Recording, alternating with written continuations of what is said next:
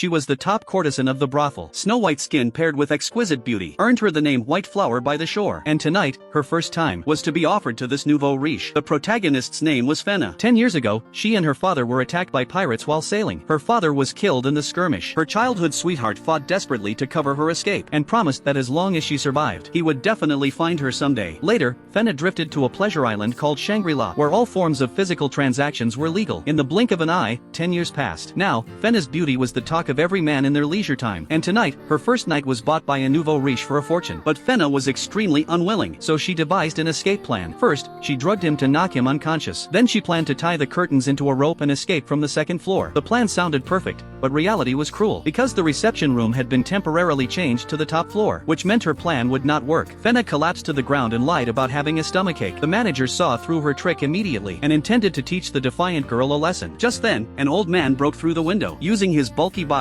he knocked one of the guards rolling down the stairs, while the other guard was knocked out cold with a stick by a skinny old man hiding by the stairs. Fenna was filled with surprise and confusion until she heard them call her princess. Slowly, memories came flooding back. They used to be two of her father's bodyguards. As the pursuers closed in, Fenna was caught by her ankle by the manager. He sneered, "Since you grew up on this island, you're destined to be nothing but a plaything for others." Enraged, Fenna kicked him hard with her high heel. Then the three of them managed to escape outside, but they headed in the wrong direction where the boat was hidden. Meanwhile, when the nouveau riche found out his bride had fled on their wedding night, he flew into a violent rage. He joined forces with the guards to launch a manhunt across the entire island. At this moment, the three of them were hiding in a small wooden hut, watching two guards approaching their hiding place. Otto decided to act as a decoy to create an escape opportunity for the other two, but when he charged out with a death-defying resolve, he found the guards already lying unconscious on the ground. What they didn't know was, a group of mysterious masked men were secretly protecting them. Due to the darkness and his presbyopia, Salman led them astray into an alley. Before they could regroup and gather their thoughts, they were spotted by the searching guards. Salman decided to stay behind to cover the princess and the other man's retreat. At that moment, the masked men on the roof were watching them intently. Meanwhile, the two who had just fled into the forest were attacked by a gang of unidentified thugs. Otto was knocked to the ground. Fenna was restrained by one of the thugs, having long heard of the beauty of the white flower on the shore. The thug immediately had lewd intentions, but just as they were about to act on their filthy thoughts, something bizarre happened. The thug and his accomplices were taken down one after another by a flurry of sword glints. Then a mysterious man appeared before Fenna. 10 years had passed in the blink of an eye. The boy from the past had kept his promise. Those familiar, deep black eyes allowed Fenna to recognize him instantly with just one glance. At this moment, Fenna was overwhelmed with excitement, but just as she was about to call out his name, she was knocked unconscious by a blow from his stick.